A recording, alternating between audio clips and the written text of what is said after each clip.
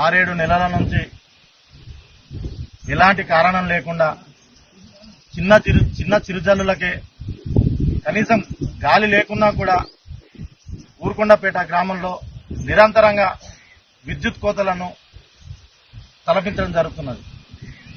కారణం ఏమిటంటే అధికారులను అడిగితే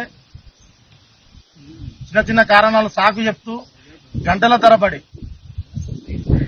తరబడి అంటే దాదాపుగా 1 గంట 2 గంటలు కాదు, దాదాపుగా 7 నుంచి 8 గంటల పాటు నిరంతరంగా విద్యుత్ కోతలను ఊరుకొండపేట గ్రామంలో విధించడం జరుగుతున్నది. దీనిపైన ఎవరు నిర్లక్ష్యం వహిస్తున్నారు? ఈ విద్యుత్ కోతల వలన దాదాపుగా పాడి రైతులకు గాని మరియు రైతులకు గాని అట్లాగే గ్రామంలో ఉండే చిన్నారులకు గాని చాలా రకాలుగా ఇబ్బంది అవుతున్నది. ఇది ముందుకే సీజనల్ టైంలో కరెంటు లేని టైంలో దోమలు గడిచి రకరకాల ఇబ్బందులు అవుతాయి. ఈ ఇబ్బందుల వల్ల చిన్నారులందరూ హాస్పిటల్ పాలై రైతులకు ఇప్పటికే వర్షాలు లేక వర్షాభావ పరిస్థితుల్లో ఉన్న రైతులకు ఈ రకంగా కూడా రెండో రకంగా కూడా ఇబ్బంది జరుగుతుంది. దయచేసి అధికారులకు విన్నవించడం ఏమిటంటే లోపం ఎక్కడ జరుగుతున్నది గుర్తించాలి. వాస్తవానికి వారంలో 2-3 సార్లు ఇట్లాగే ఎక్కడపైన 7 గంటలు 8 గంటలు విద్యుత్ కోతలను తలపిస్తూ మొండి వైఖరిని అవలంబిస్తూ సమయానికి ఫోన్ చేస్తే ఫోన్ ఎత్తారు. ఉన్న లైన్ మెన్ కూడా కరెక్ట్ ఫోన్ చేస్తే ఫోన్ రిసీవ్ చేసుకోరు.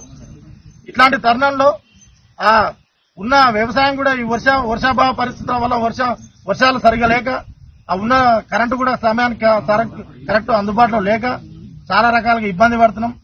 ఊరుకొండపేట రైతులందరం ఇక్కడికి సబ్స్టేషన్ ముందర కూర్చోవడం జరిగింది. అధికారులు ఇప్పటికి గంట పైగా ఇక్కడ వెయిట్ చేస్తున్నాం. ఏ ఒక్క అధికారి కూడా పట్టించుకోవడం లేదు.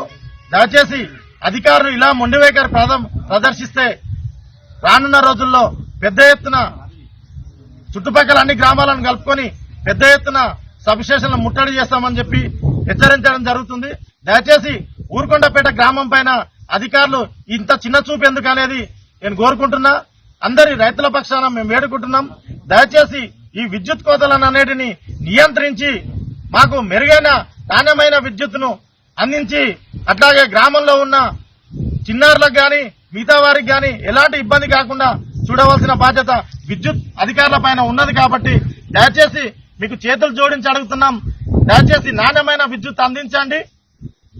మా రైతులకు మేలు జరిగేటట్టు చూడాలని కోరుకుంటూ ఇప్పటికైనా మీరు మేల్కొని మాకు మంచి జరగాలని కోరుకుంటూ ఇది గిట్లా జరగకపోతే ఖచ్చితంగా పెద్ద ఎత్తున ధర్నాకు పిలుపునిచ్చి ఖచ్చితంగా సబ్స్టేషన్ల ముట్టడి కార్యక్రమం నిర్వహిస్తామని తెలియజేస్తున్నాం.